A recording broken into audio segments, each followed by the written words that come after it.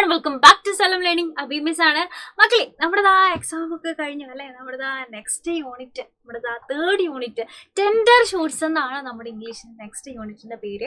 അതിലൊരു കുട്ടി പോം ഉണ്ടടാ. നമ്മുടെ ചന്ദ്രനെ പറ്റിയിട്ട് മൂണിനെ പറ്റിയിട്ടൊക്കെ പറയുന്ന ഒരു അടിപൊളി പോമാണ് ദ മൂൺ എന്ന് പറയുന്ന പോം. അപ്പൊ ഈ ഒരു പോമാണ് ഈ ഒരു കുറച്ച് സമയത്തിനുള്ളിൽ നമ്മൾ ഇന്ന് സെറ്റ് ആക്കാൻ പോകുന്നത്. സോ മിസ്സിന്റെ കുട്ടികൾ എന്ത് ചെയ്യുക, ആദ്യം തൊട്ട് അവസാനം വരെ ഈ വീഡിയോ സ്കിപ്പ് ചെയ്യാതെ കാണാ ആൻഡ് നിങ്ങളുടെ ഫ്രണ്ട്സിന് ഷെയർ ചെയ്ത് കൊടുക്കുക കേട്ടോ. അപ്പോൾ എന്താണ് നമ്മുടെ മൂൺ എന്ന് പറയുന്ന കവിത എന്നറിയാൻ നമുക്ക് സ്റ്റാർട്ട് ചെയ്യാം അല്ലെ. മൂൺ എന്ന് പറയുന്നത് ഈ ഒരു കുട്ടി കവിത പഠിക്കുന്നതിന് മുമ്പ് ആരാണ് ഇതിന്റെ ഓതർ എന്ന് നമുക്കറിയണം. ഓതർ എന്ന് പറഞ്ഞാൽ ആരാ? ഇത് എഴുതിയ ആള് അല്ലെ. ഈ കവിത എഴുതിയത് ആരാണ്?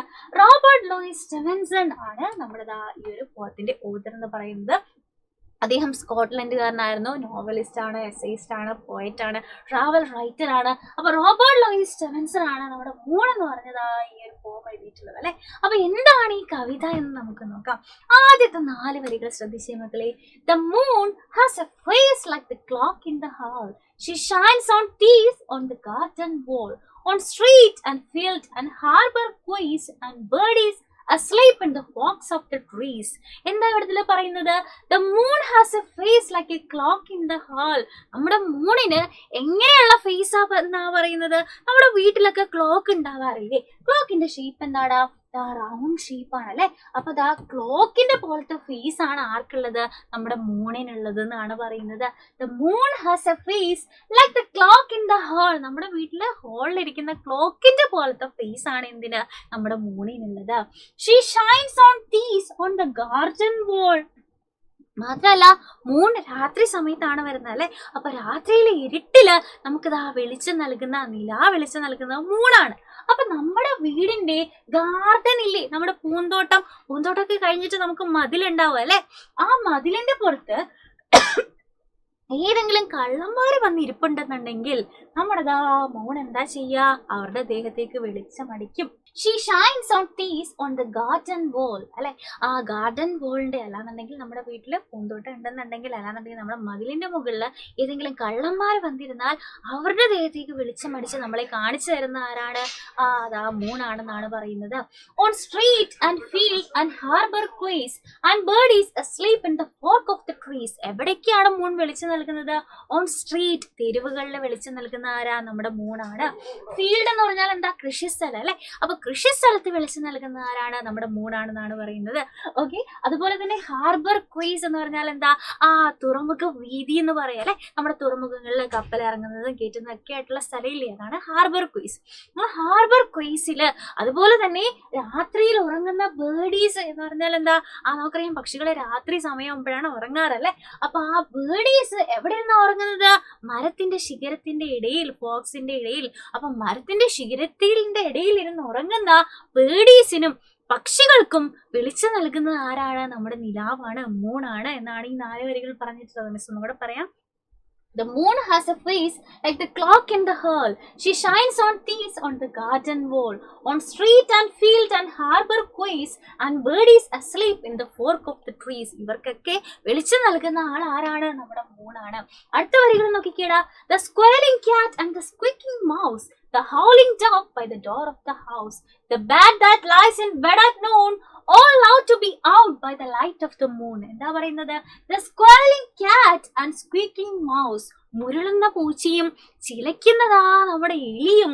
അതുപോലെ തന്നെ ഹൗലിംഗ് ഡോഗ് എന്ന് പറഞ്ഞാൽ എന്താ? ഓലിയിടുന്ന നായ അല്ലെ. നായ ഓലിയിടുന്നത് അല്ലെങ്കിൽ നായ ഉണ്ടാക്കുന്ന ശബ്ദത്തിന് നമ്മൾ ഓലിയിടുക എന്ന് പറയും. അപ്പൊ ഓലിയിടുന്ന നായ എവിടെയാണ്? നമ്മുടെ വീടിന്റെ മുമ്പില് നായ ഓലിയിടുന്നുണ്ടാവും അല്ലെ. അതുപോലെ തന്നെ പകല് മൊത്തം കടന്നുറങ്ങിയിട്ട് രാത്രിയിൽ പുറത്തിറങ്ങുന്ന നമ്മുടെ വവ്വാലുകള് എല്ലാവരും എന്താണ്? രാത്രി കാലത്ത് നമ്മുടെ മൂൺ വന്നിട്ട് ഈ ജീവികളൊക്കെ മൂണിന്റെ സമയത്ത് അല്ലെ, നിലാവ് വരുന്ന സമയത്താണ് പുറത്തിറങ്ങുന്നത് എന്നാണ് പറയുന്നത്. The squalling cat, മുരളുന്ന പൂച്ച ആയിക്കോട്ടെ, squeaking mouse, ചിലയ്ക്കുന്ന നമ്മുടെ എലി ആയിക്കോട്ടെ, അതുപോലെ തന്നെ വീടിന്റെ ഡോറിന്റെ അവിടെ നിന്ന് ഓലിയിടുന്ന നായ്ക്കളായിക്കോട്ടെ, അതുപോലെ തന്നെ രാത്രിയിൽ വരുന്ന വവ്വാലായിക്കോട്ടെ, ഇവരെല്ലാവരും all out to be be out by the light of the moon. എല്ലാവരും മൂൺ ലൈറ്റ് വരുമ്പോ അല്ലെങ്കിൽ ആ ചന്ദ്രന്റെ വെളിച്ചത്തില് നിലാ വെളിച്ചത്തില് പുറത്തിറങ്ങാൻ ഇഷ്ടപ്പെടുന്നവരാണെന്നാണ് പറയുന്നത്. But all of the things that belong to the day cuddle to sleep to be out of her way. പക്ഷേ പകൽ സമയത്തുള്ള എല്ലാ ജീവികളും അല്ലെങ്കിൽ നമ്മൾ പകൽ സമയത്താണ് കളിക്കാൻ പോവുക, സ്കൂളിൽ പോവുക അല്ലെ, രാത്രിയാകുമ്പോൾ നമ്മൾ കിടന്ന് ഉറങ്ങും. അതുപോലെ തന്നെ പൂക്കളൊക്കെ പൂക്കുന്ന എപ്പോഴാ? പകൽ സമയത്ത്. രാത്രി ആകുമ്പോൾ അതൊക്കെ വീണ്ടും പൂക്കൾ വിടർന്നൊക്കെ മാറി അത് കുമ്പിട്ട് നിൽക്കുക അല്ലെ. അപ്പൊ all the things that belong to the day cuddle to sleep to be out of her way. പകൽ സമയത്ത് പുറത്തിറങ്ങുന്ന ജീവികളൊക്കെ രാത്രി ആകുമ്പോൾ എന്ത് ചെയ്യും? കെട്ടിപ്പിടിച്ച് കിടന്നുറങ്ങും. And flowers and children close their eyes. പൂക്കളും കുട്ടികളും ഒക്കെ കണ്ണടച്ചിറങ്ങും അല്ലെ. Till up in the morning the sun shall arise. എപ്പോൾ വരെയാണ്? രാവിലെ സൂര്യൻ ഉദിക്കുന്നത് വരെ പകലിന്റെ സ്വന്തമായിട്ടുള്ള അല്ലെങ്കിൽ പകൽ സമയത്ത് പുറത്തിറങ്ങുന്ന കുട്ടികളും പൂക്കളും ഒക്കെ രാത്രിയാകുമ്പോൾ മൂൺ വരുന്ന സമയമാകുമ്പോൾ കെട്ടിപ്പിടിച്ച് കിടന്നുറങ്ങുന്ന സമയമാണ് എന്നാണ് പറയുന്നത്. അപ്പൊ ഇതാണ് നമ്മൾ മൂൺ എന്ന് പറയുന്ന പോം അല്ലെ. അപ്പൊ ഈ പോത്തില് വരികൾ നമ്മൾ അടിപൊളിയായിട്ട് നോക്കി. ഓക്കെ, അതുപോലെ തന്നെ ഇതിൽ കുറച്ച് ന്യൂ വേർഡ്സ് ഉണ്ട്. വേർഡി എന്ന് പറയുന്ന ആരാ? നമ്മുടെ കിളിയെ വിളിക്കുന്നതാണ്. കടലിശി എന്ന് പറഞ്ഞാൽ നമ്മൾ കെട്ടിപ്പിടിക്കുക അല്ലെ.